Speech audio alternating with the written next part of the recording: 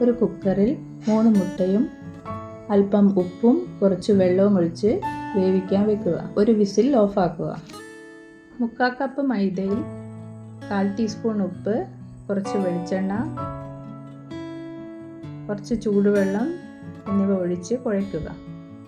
ചപ്പാത്തി മാവിൻ്റെ പരുവത്തിൽ നല്ല സോഫ്റ്റായി കുഴയ്ക്കുക.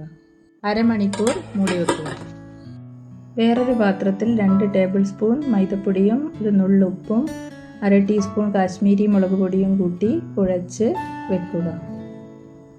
2 വല്യുള്ളി ചെറുതായി നുറുക്കുക.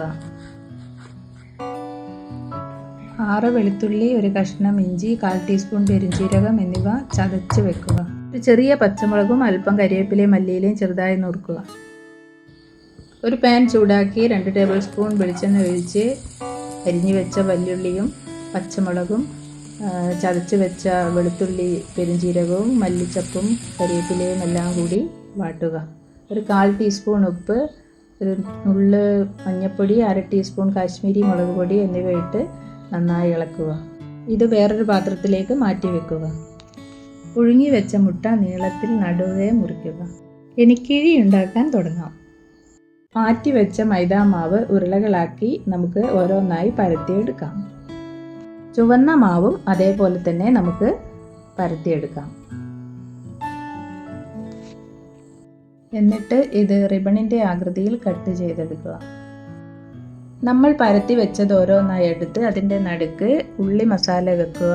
അതിൻ്റെ നടുക്ക് മുട്ട വെച്ച് അതിൻ്റെ മുകളിൽ കുറച്ചും കൂടി ഉള്ളി മസാല വെച്ച് ചെറിയ മടക്കുകളാക്കി മടക്കി വെക്കുക.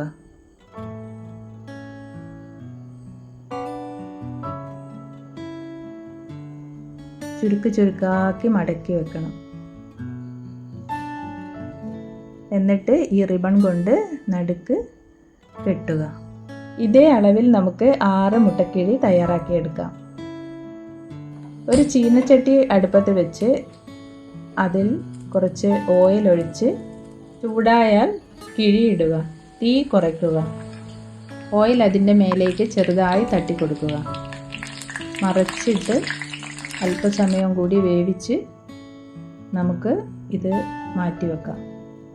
ഇതേ രീതിയിൽ നമുക്ക് 6 എണ്ണം തയ്യാറാക്കിയെടുക്കാം. ഇത്രയേ ഉള്ളൂ ഇന്നത്തെ വീഡിയോ. എല്ലാവരും ഒന്ന് ട്രൈ ചെയ്ത് നോക്കണേ.